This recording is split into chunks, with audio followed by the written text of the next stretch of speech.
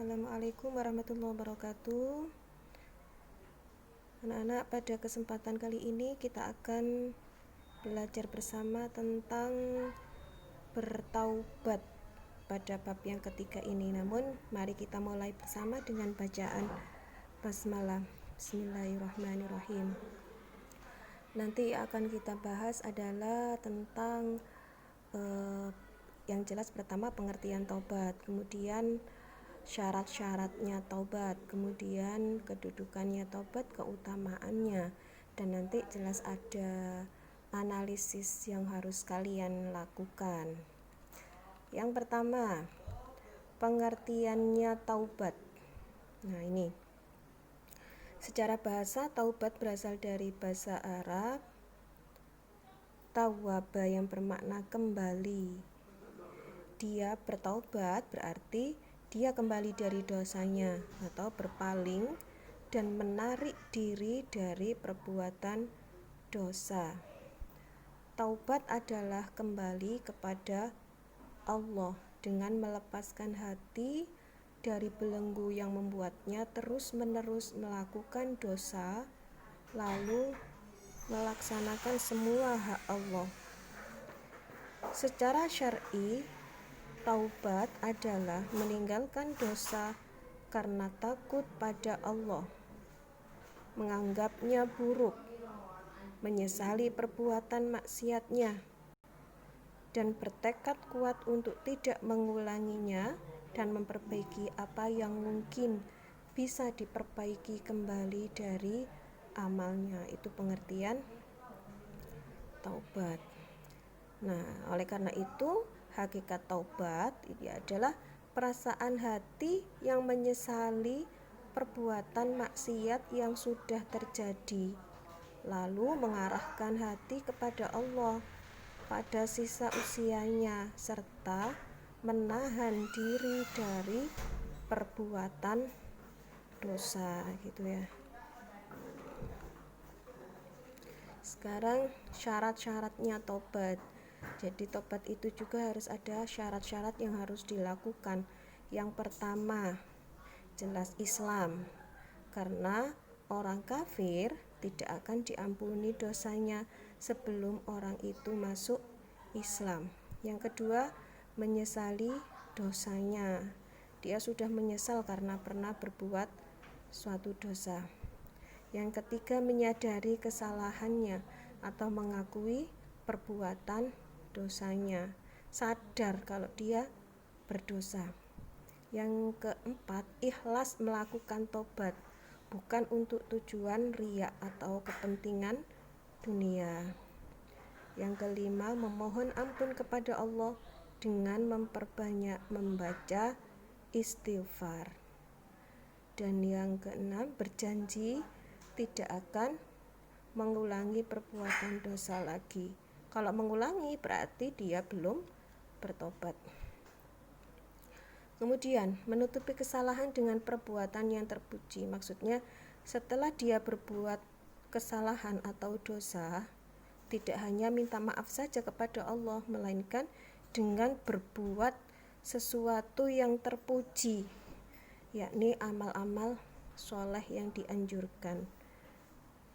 Kemudian masa taubat ini dilakukan sebelum nafas sampai di tenggorokan dan sebelum matahari terbit dari sebelah barat. Artinya taubatnya seseorang itu akan diterima ketika dia belum mengalami naza.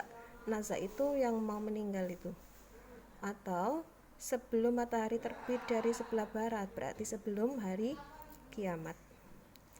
Kemudian memperbanyak istighfar sebagaimana Rasulullah setiap hari bertaubat dengan membaca istighfar 100 kali dan rajin sholat taubat. Itu Rasulullah, padahal Rasulullah seorang yang tidak pernah berbuat dosa, tapi setiap hari beliau tetap membaca istighfar 100 kali. Nah, jika perbuatan dosanya itu ada hubungannya dengan orang lain, maka di samping syarat tersebut ditambah satu syarat lagi, yaitu harus ada pernyataan bebas dari hak kawan yang merugikan. Jika berupa harta, maka dikembalikan hartanya.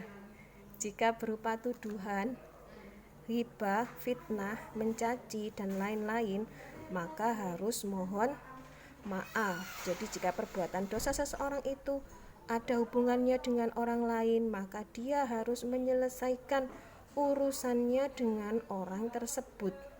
Tidak hanya meminta maaf kepada Allah saja, karena perbuatan dosanya berhubungan dengan orang lain. Lanjut, keutamaan tobat, ya jelas tobat adalah sebab untuk meraih kecintaan Allah. Kalau ingin mendapatkan cinta dari Allah, maka harus bertaubat, karena memang manusia itu tidak pernah luput dari salah dan dosa ya. Dan lain-lain ini bisa dibaca di buku siswanya. Nah, setelah kita menyimak sedikit penjelasan anak-anak, nanti silakan didalami lagi. Kalau ada yang kurang paham bisa ditanyakan di Japri. Saya minta 1 atau 2 ya, ini 2 komentar yang harus kalian kirimkan nanti Japri Buus. Nah, ada 2 perilaku di sini.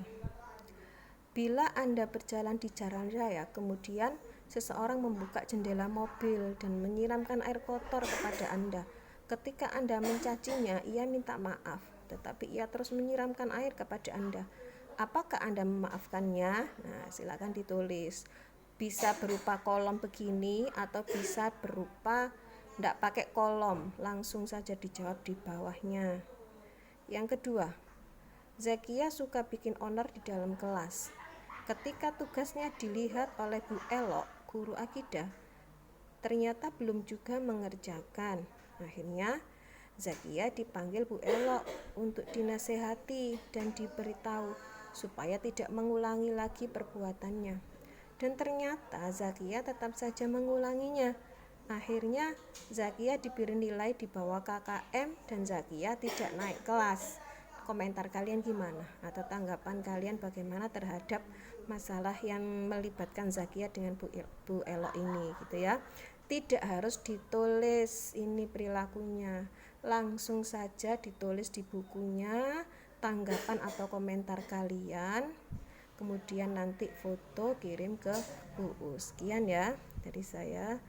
Kita akhiri dengan bacaan hamdalah alhamdulillahirabbil alamin. Assalamualaikum warahmatullahi wabarakatuh.